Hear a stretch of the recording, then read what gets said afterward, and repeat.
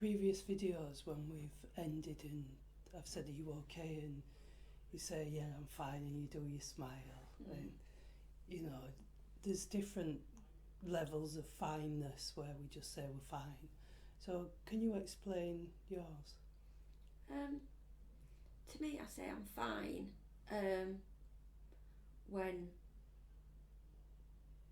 I don't know it's what I class as fine. I'm realising that other people don't class as fine, and I think that's because stuff that we're talking about, you check out whether you're okay to end and how, like after a therapy session as well, how am I feeling and all those kind of things, because we talk about some really, important stuff, and I'm fine with it because that's what my life is made up of, and that's what it's always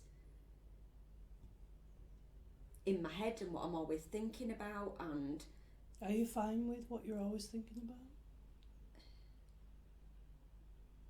that I've learnt that is my fine. That's as good as it gets. I might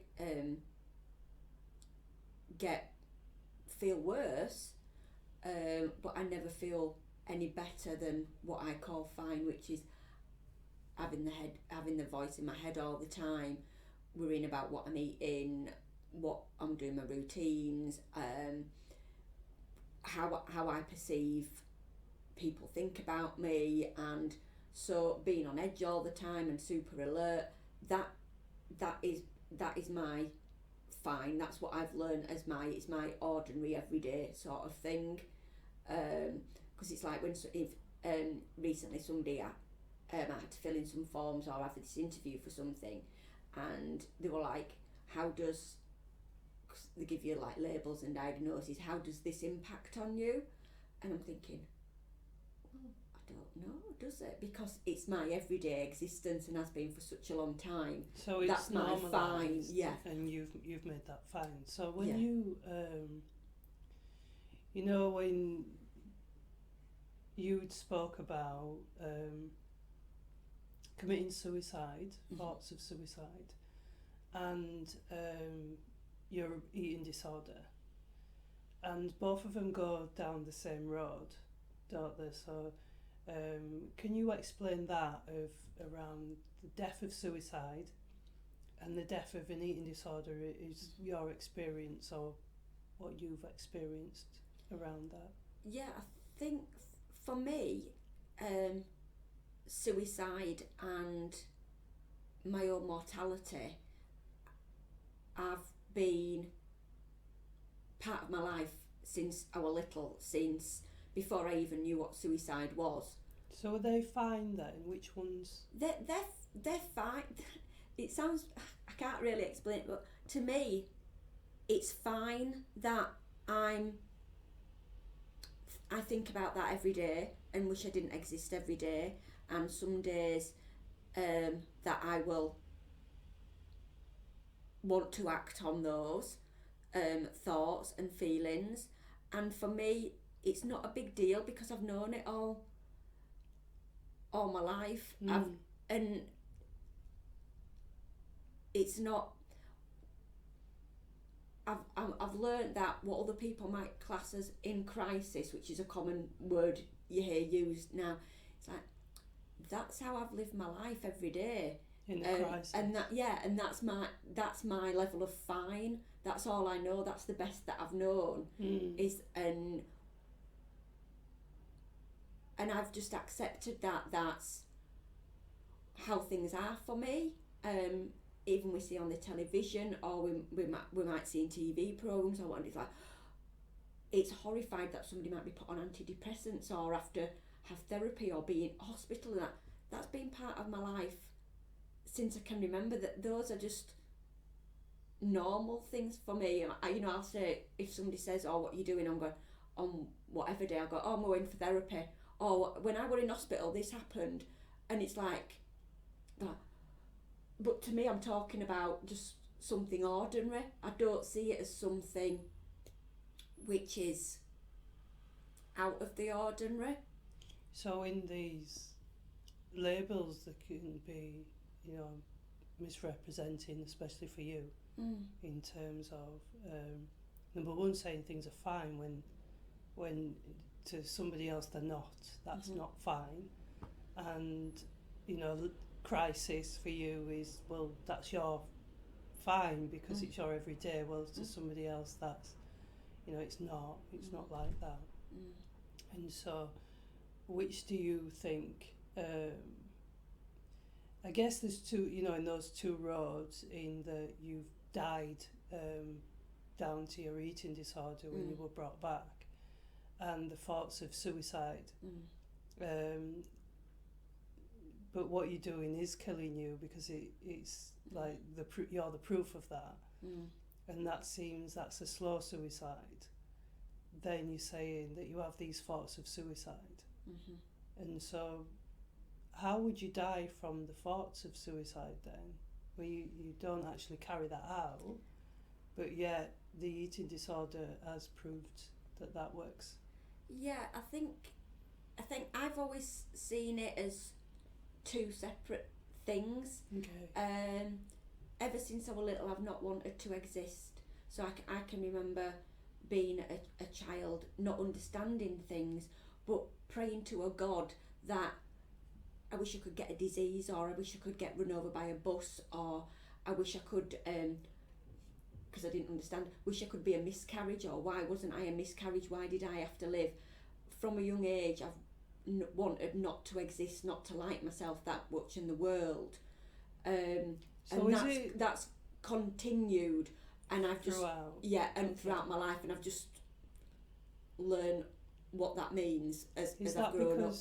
So what you're talking about is that you didn't want to exist in the world because the world that you're in is so awful.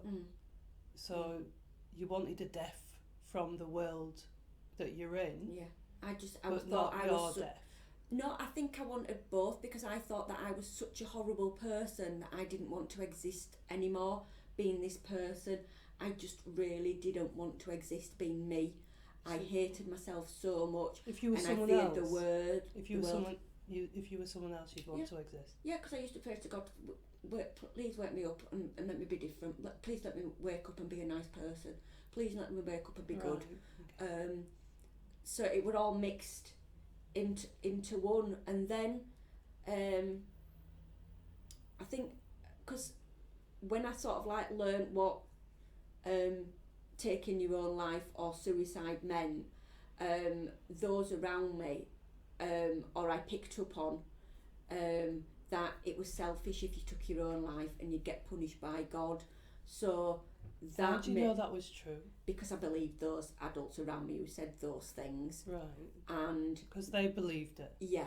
Did it? But you don't know God's going to do that. No, but I believed it because they were adults and they say the right thing. They know better than me. That's what I thought. Is that what you believe now? No. But that did actually, for a long time, stop me actually attempting things, because I was fearful that I was being selfish and that I'd be punished by God.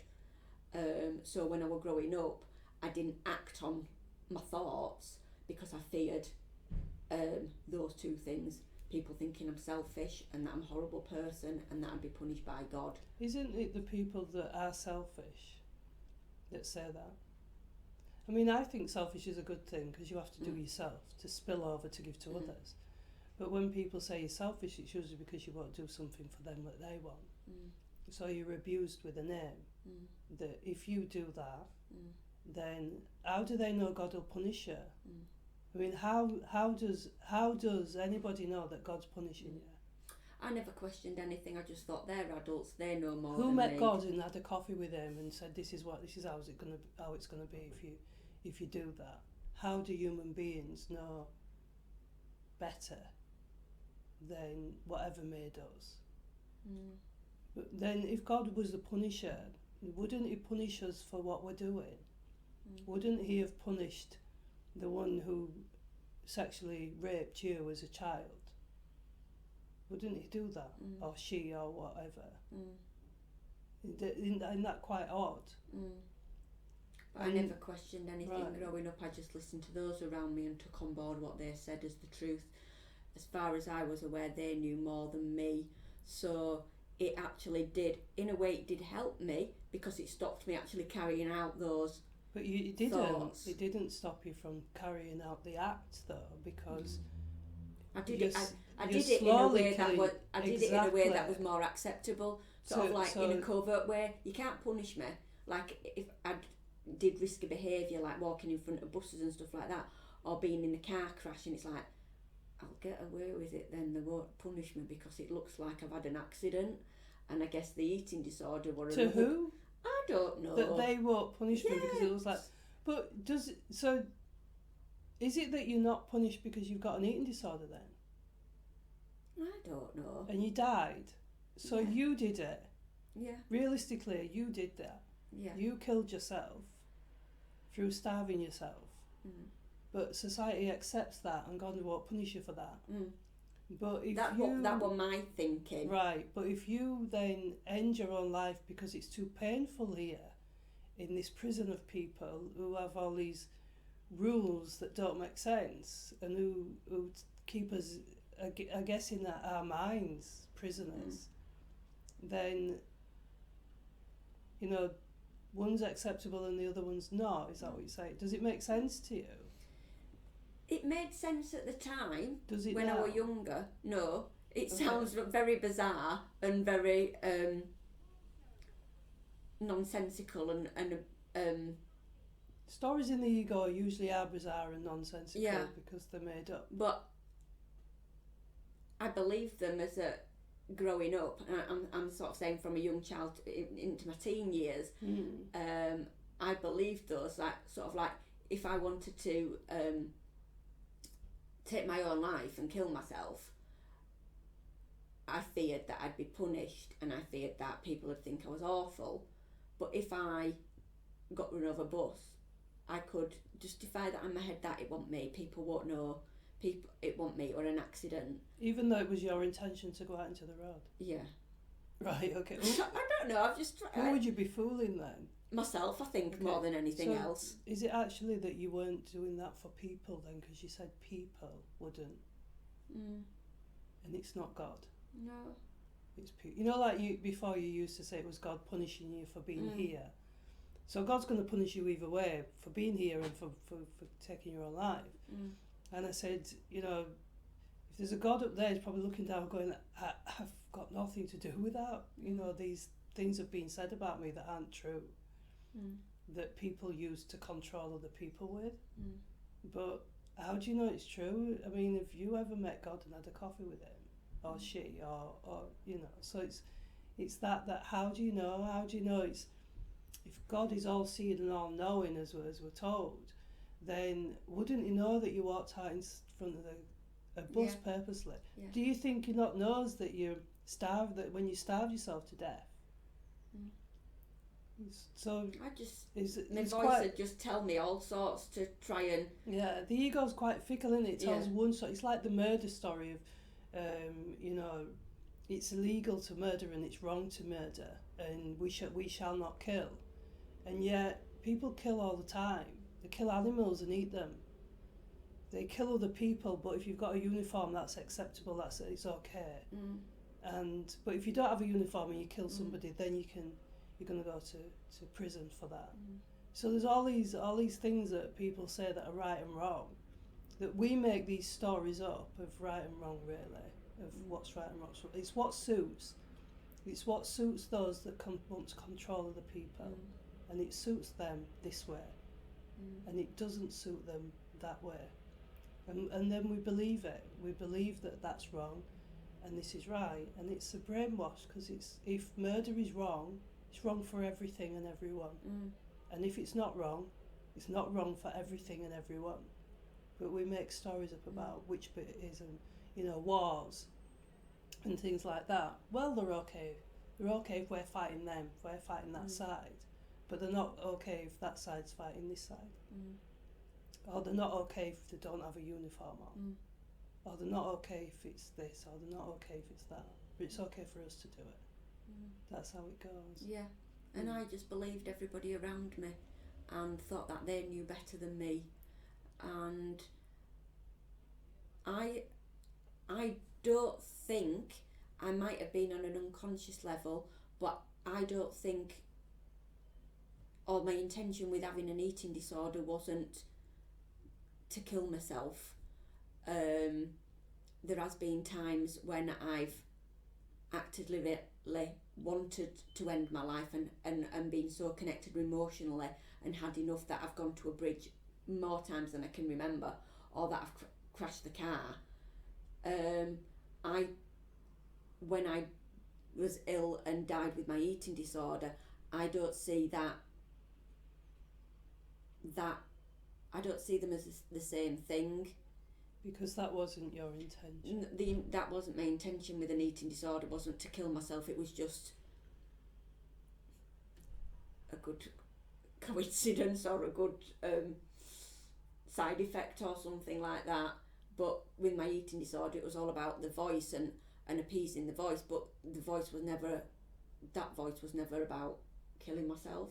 That voice was about killing yourself, because the ego voice is the one that chatters in your head that you listen to that causes the eating disorder, and the ego voice is the one that tells people to. I felt suicide. That I've had loads of voices in my head, but it's all at one.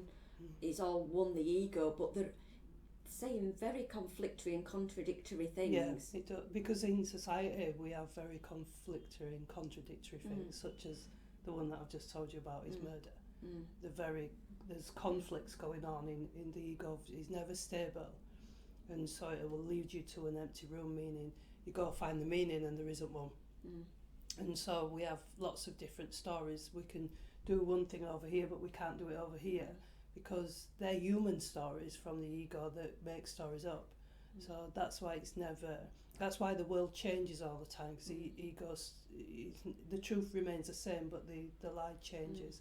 And so the world changes as it appears to be getting worse.